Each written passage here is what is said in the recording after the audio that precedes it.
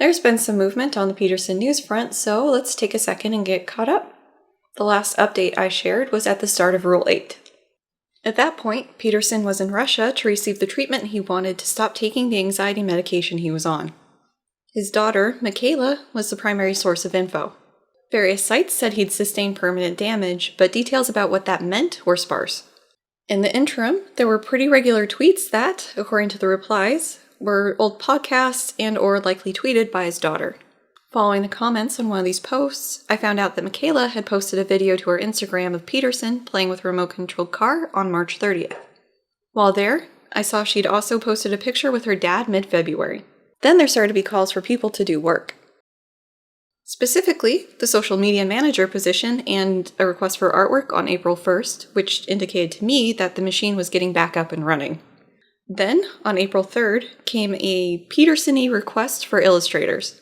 I say Peterson-y because if you go to the full request, it's just like reading 12 rules. So, contrary to a recent video by another YouTuber, Peterson seems to be doing okay. His sequel to 12 Rules is still going to be released. The cover art is just visible in the April 3rd tweet. I imagine that he'll phase back into a more active role on social media as the weeks continue and as they gear up to release his book. I've reached out to Hannah for her sources on Dr. P News in case she found something that I missed, but at the time of filming, I haven't heard back. I have been downloading videos, screenshotting tweets and Instagram stuff, saving copies of news articles, in case anything gets scrubbed, and here's why I've been following it like that. Given previous claims by Peterson, like the apple cider incident or the reasoning behind the lion diet, I have concerns about what story will ultimately be told about the anxiety medication experience. And yes, admittedly, I have little trust in the Peterson camp. My 12 Rules series is testament to that. But I worry about what the narrative will be in the future. Will descriptions match up with the early updates from Michaela? Will there be some drift about how severe his permanent damage was? And I absolutely hate that I'm basically scrapbooking updates on this, on what should be a personal matter for him, because I'm concerned about what it will be spun into. So yeah, bottom line of this lobster news segment, Peterson is, at the very least, well enough to continue forward with his next book.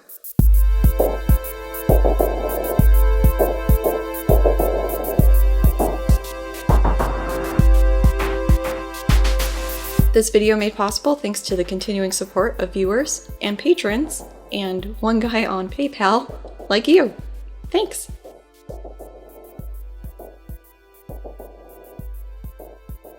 Hi, welcome back to the channel.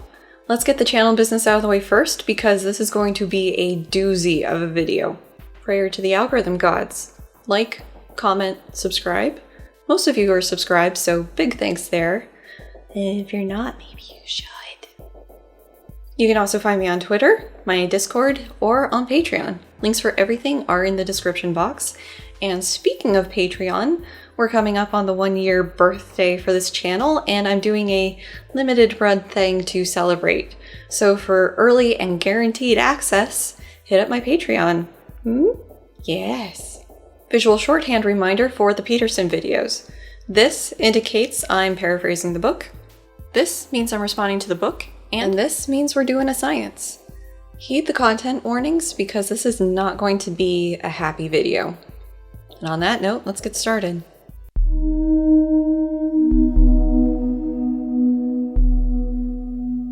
Psychotherapy is not advice. Advice is what you get when the person you're talking with about something horrible and complicated wishes you would just shut up and go away. Advice is what you get when the person you're talking to wants to revel in the superiority of his or her own intelligence. If you weren't so stupid, after all, you wouldn't have your stupid problems. I would agree that psychotherapy is something different from giving advice, but not for the reasons that Peterson's given. Part of the training for being a therapist is learning how to be impartial in responding to your client, and this impartiality and sort of objectivity is not part of giving advice typically. I can't say I understand his hostility towards advice.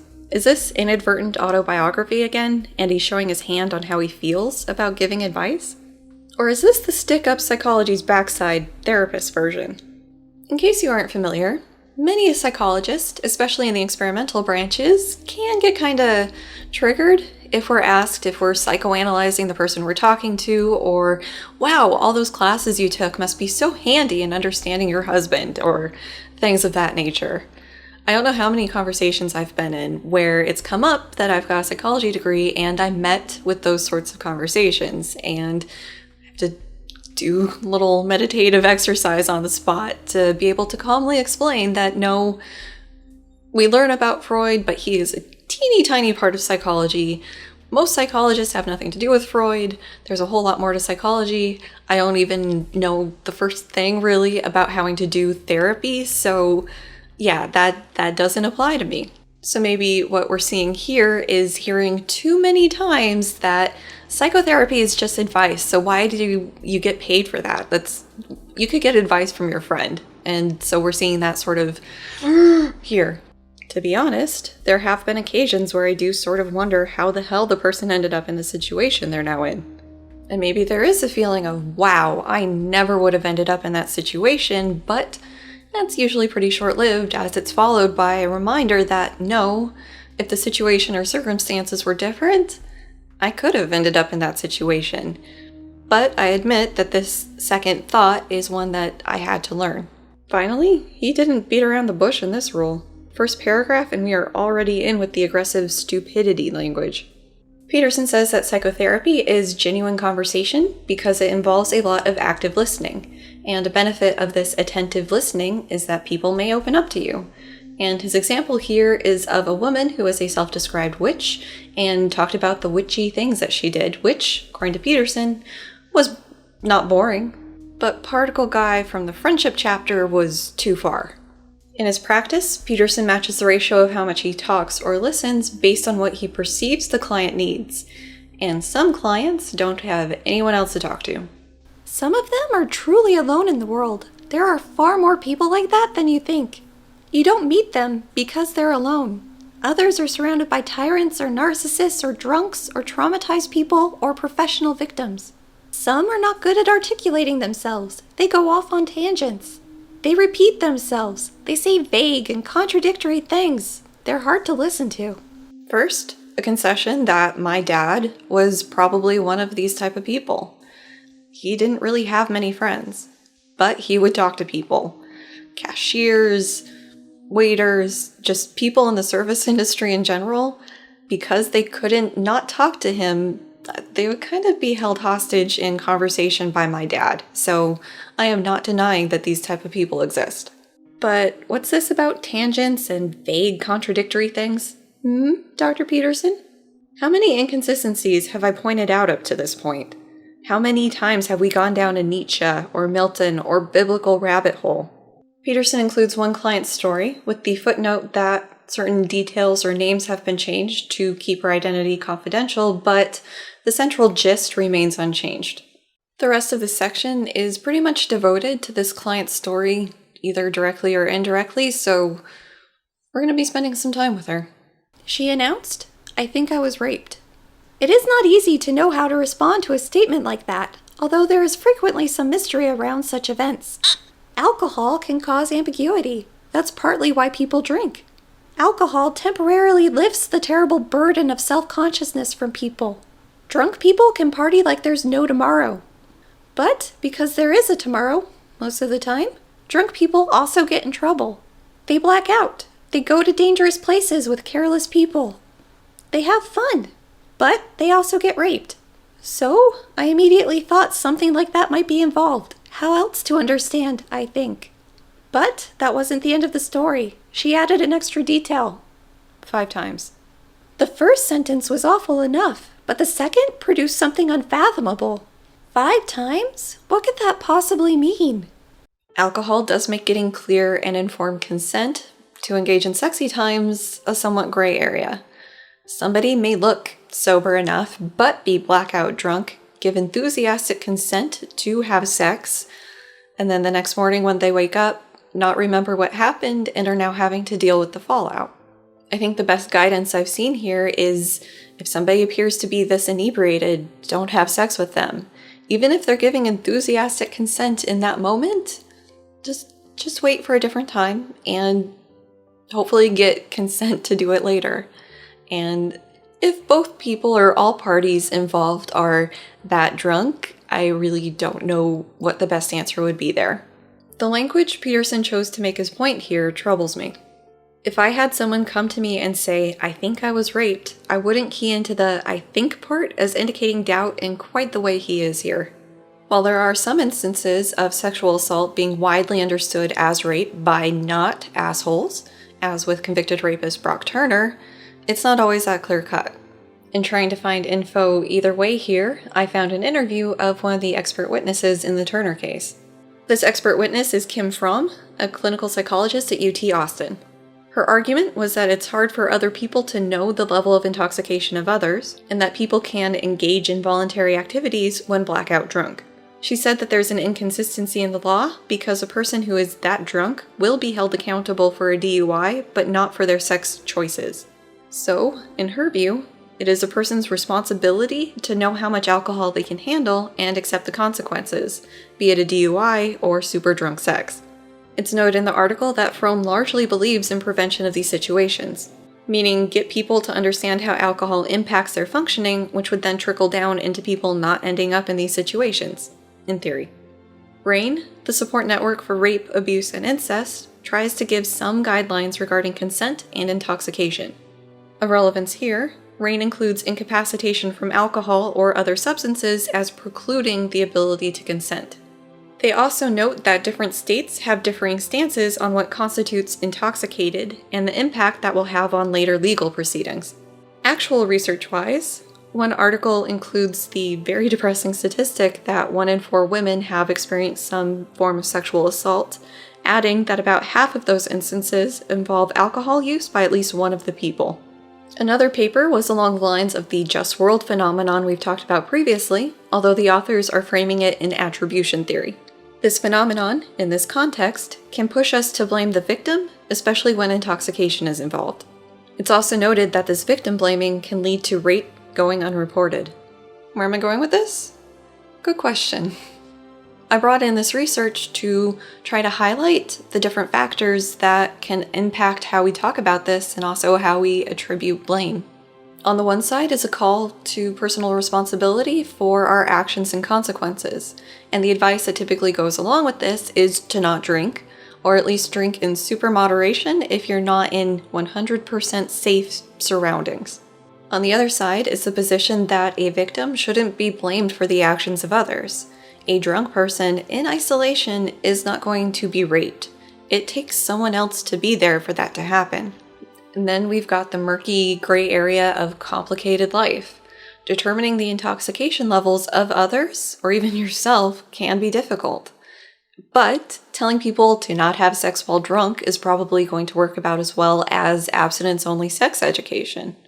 People who have been sexually assaulted may be reluctant to report or pursue legal action, possibly in part because of the scrutiny that they will be subjected to in the process, possibly even being blamed for being raped.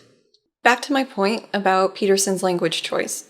The somewhat flippant, drunk people get raped makes it sound like an inevitable outcome of drinking, like his client should have expected it almost. His inclusion of that idea helps to normalize the idea that's behind the victim blaming. You know what? I would like to know his logic behind including this client's story as support for his argument that we should actively listen to other people, because it sure doesn't get less awful from here. Back to the story. Peterson says that the client told him about going to the bar, having some drinks, getting chatted up by some random guy, then going back to one of their places and having sex. And the next morning, she'd wake up and feel uneasy about what happened. Peterson says that Miss S was vague to the point of non-existence. She was a ghost of a person. Quick rundown of Peterson's description of this client. She was well-dressed and made a good impression. She was on a government advisory board, although he notes that she didn't have the knowledge required to be there, but doesn't say why. This client had a radio show centered around helping small businesses, despite, according to Peterson, never having worked or entrepreneured herself. And she was on welfare for her entire adulthood. Call me suspicious, but something isn't adding up here. Her parents had never provided her with a minute of attention. She had no friends now, and none in the past. She had no partner. She had no one to talk to, and she didn't know how to think on her own. That's not rare. She had no self. She was, instead, a walking cacophony of unintegrated experiences. I'll interrupt briefly to remind you of the thrust in Jungian therapy to help the person deal with their complexes and integrate their different archetypes into a cohesive whole. Peterson describes trying to have helped her to find a job, starting by looking at her CV. And basically what she brought in was not professional. With the way he describes it, I'm surprised he didn't include that was covered in glitter and rainbows. I had never heard of a CV prior to applying to grad school, and I didn't really have a good handle on what to put in one until I was a couple years in. In case you're also in that boat, a CV's kind of like an academic resume. It'll include where you went to school, what jobs you've had, publications and other research activity, teaching stuff, and so forth. These can become monstrously huge for people who publish a bunch or are late career.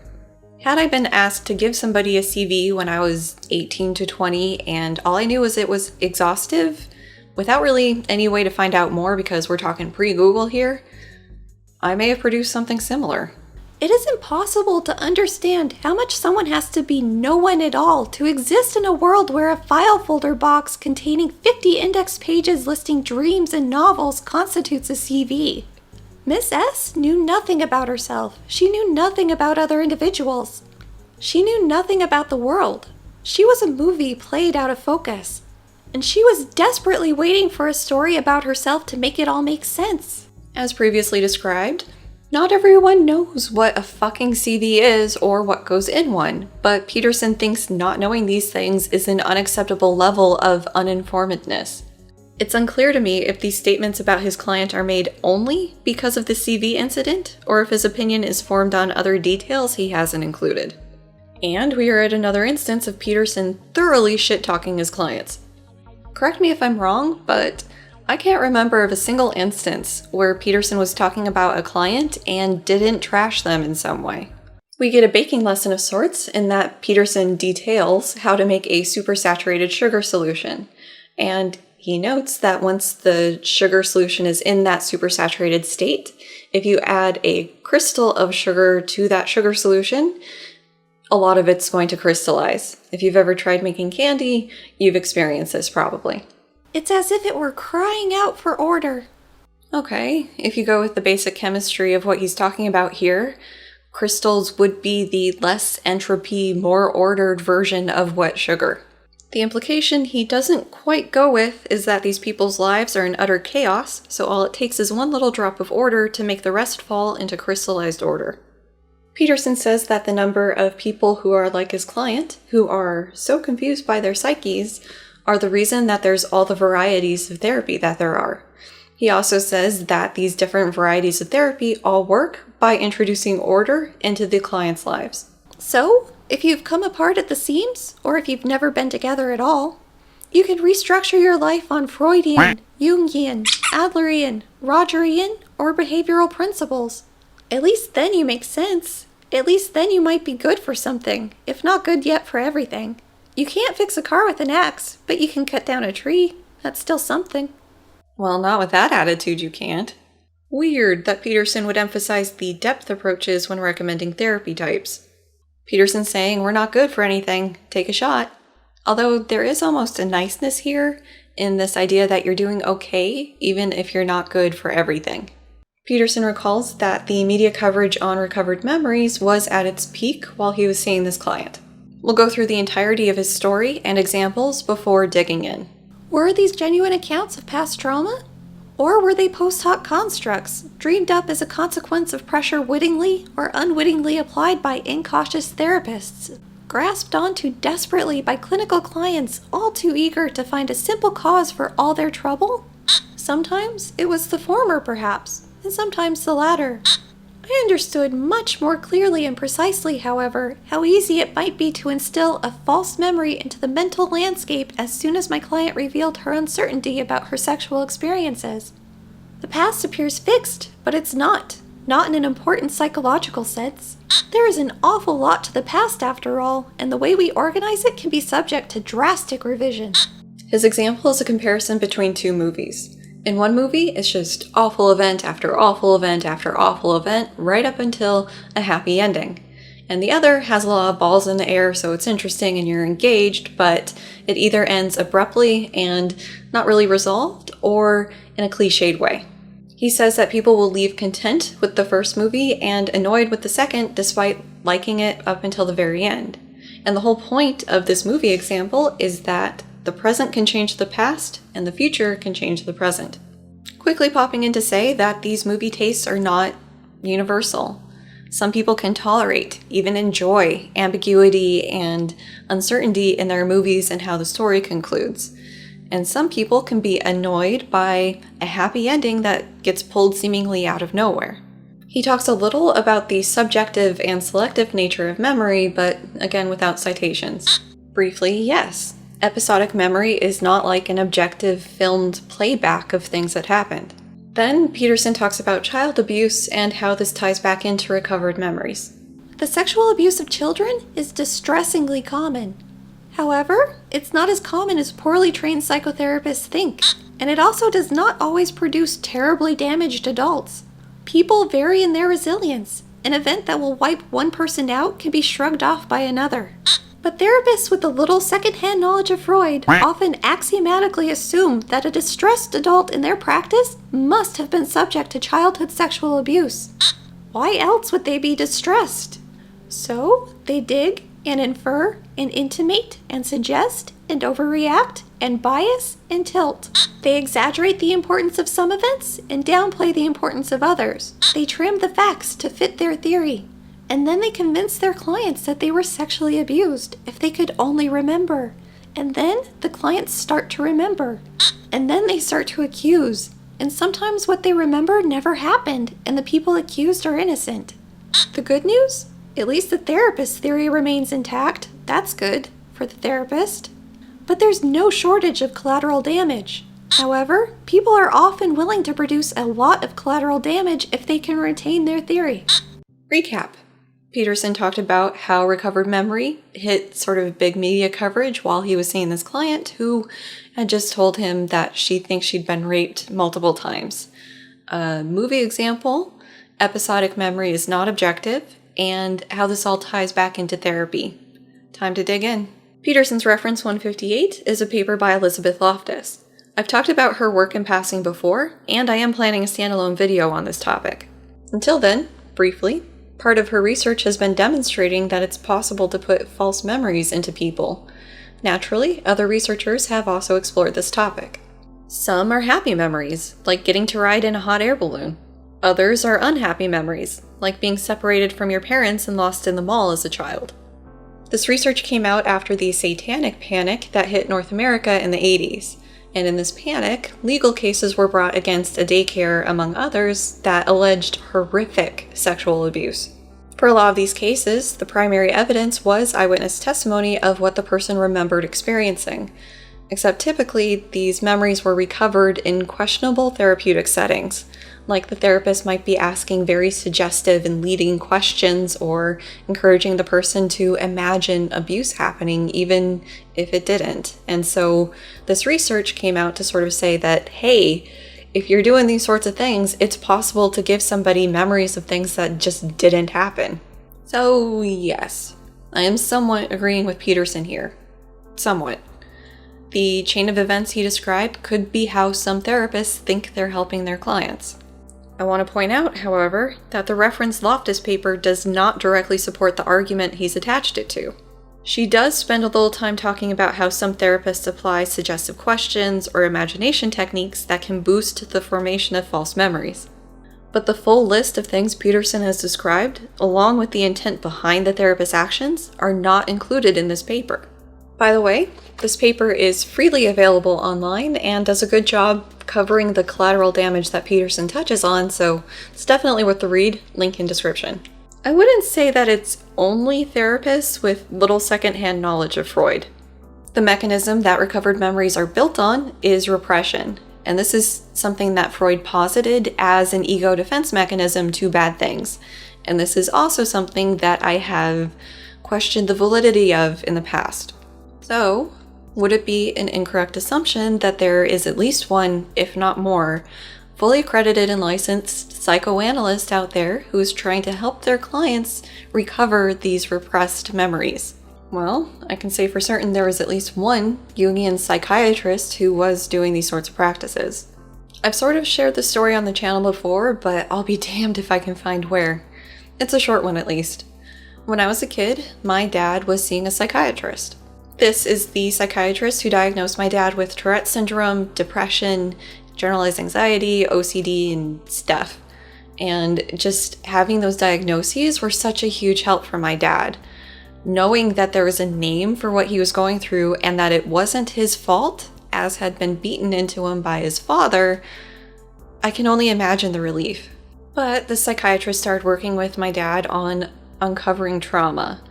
And the details I have are the details I have because I was told this as a teen when my psych disorders were really starting to come into their own, and my dad died before I finished high school, so I can't really go ask for clarification.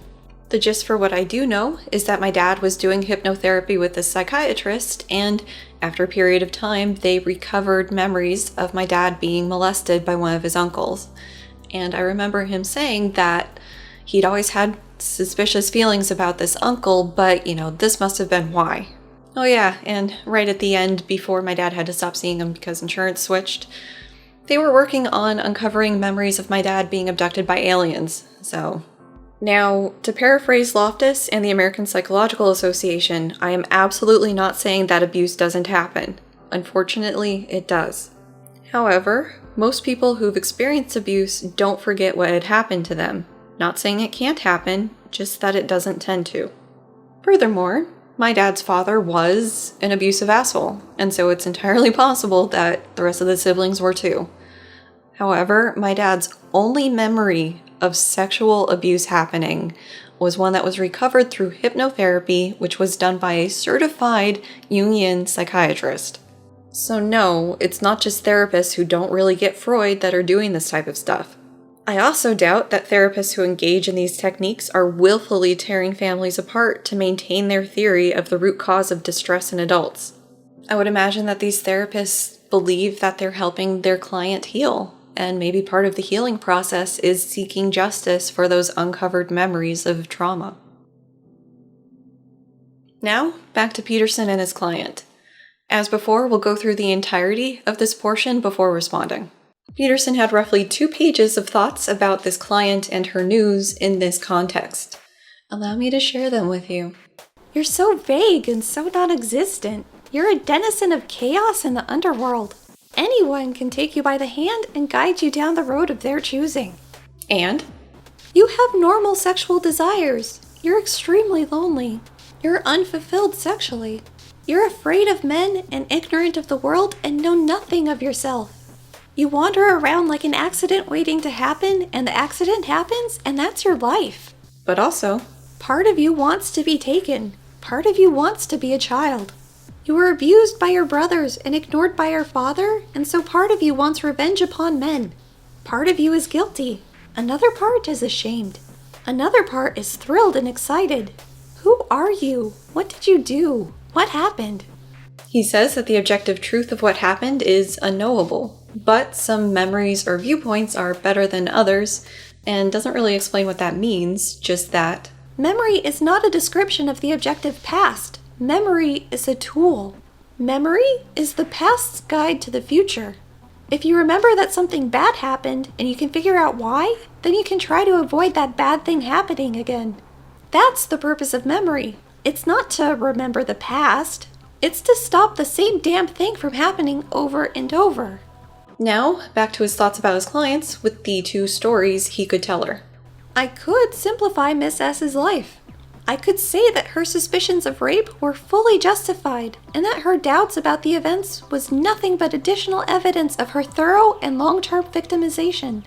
I could insist that her sexual partners had a legal obligation to ensure that she was not too impaired by alcohol to give consent. I could tell her that she had indisputably been subject to violent and illicit acts unless she had consented to each sexual move explicitly and verbally. I could tell her that she was an innocent victim. Or, I could tell Miss S that she's a walking disaster. I could tell her that she wanders into a bar like a courtesan in a coma, that she is a danger to herself and others, that she needs to wake up, and that if she goes to singles bars and drinks too much and is taken home and has rough, violent sex, or even tender, caring sex, then what the hell does she expect? Finally, the conclusion of the section. If I had been the adherent of a left-wing social justice ideology, I would have told her the first story. If I had been the adherent of a conservative ideology, I would have told her the second.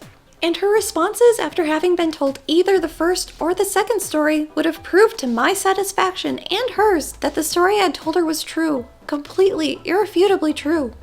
And that would have been advice. We're going to just start the next section to wrap up this client's story.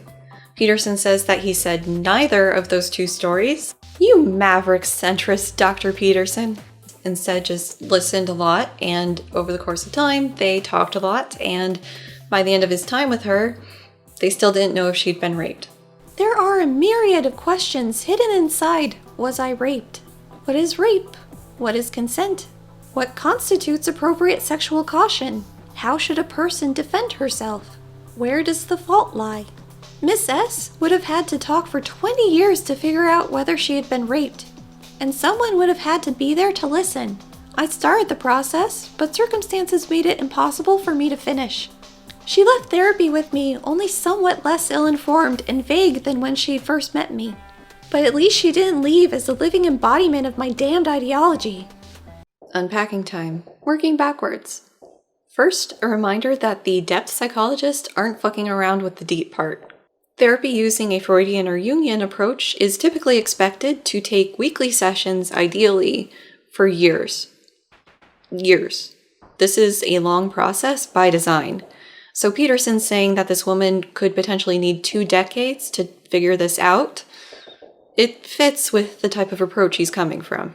I would disagree, however, that it would take her 20 years to figure out if she'd been raped.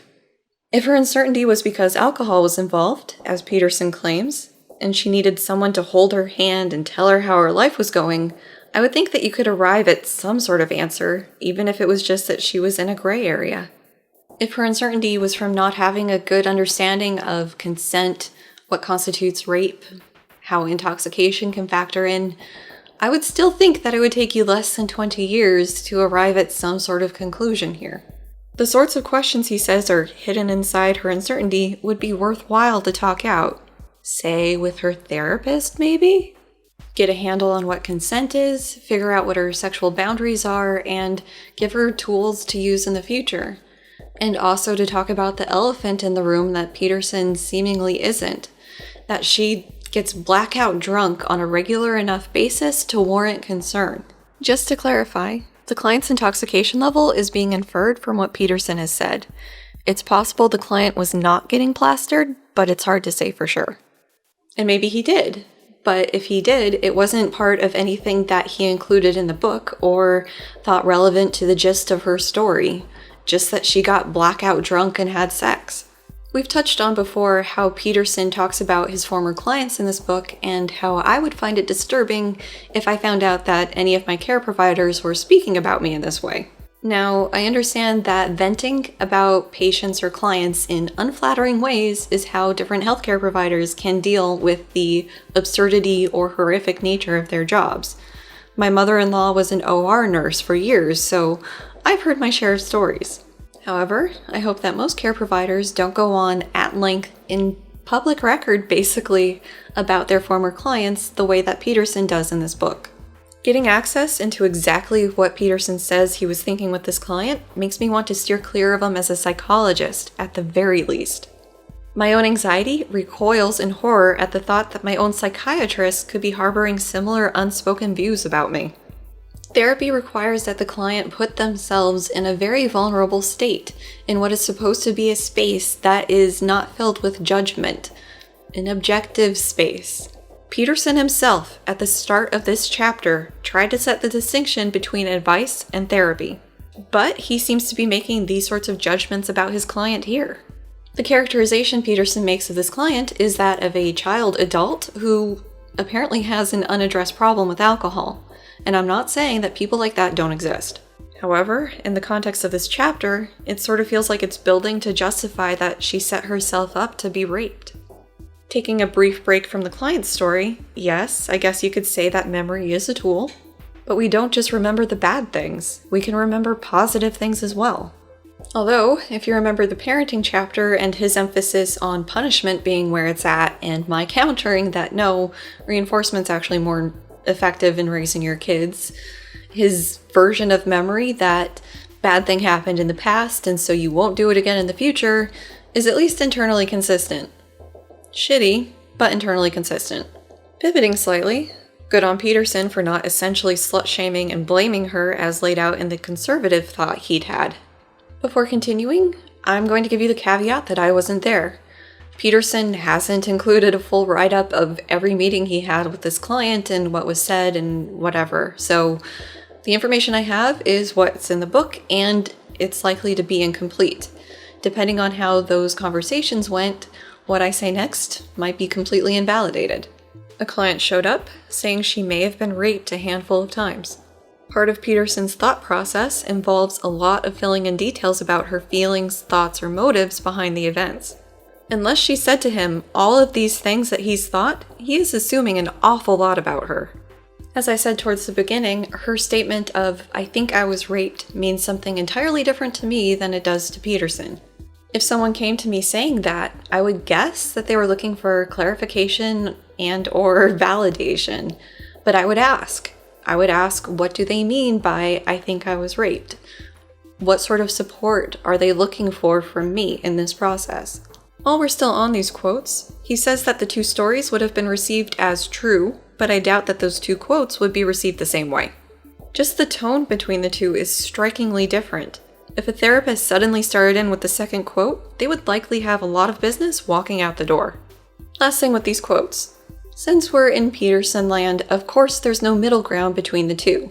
It's either SJW or hardline conservative. Why not explore with your client what the legal definitions are of consent and rape in your area? Maybe address the risky behavior that she's engaging in. This doesn't have to be about forcing an ideology down her throat, or painting her as the victim or the whore. It's also telling, that he thinks telling her she'd been raped would act to simplify her life. Okay, I know I said we're almost done with this quote pair, and we are, but while editing and hearing the quote, I'm a bit livid. The person having sex with you does have some responsibility to make sure that you are consenting.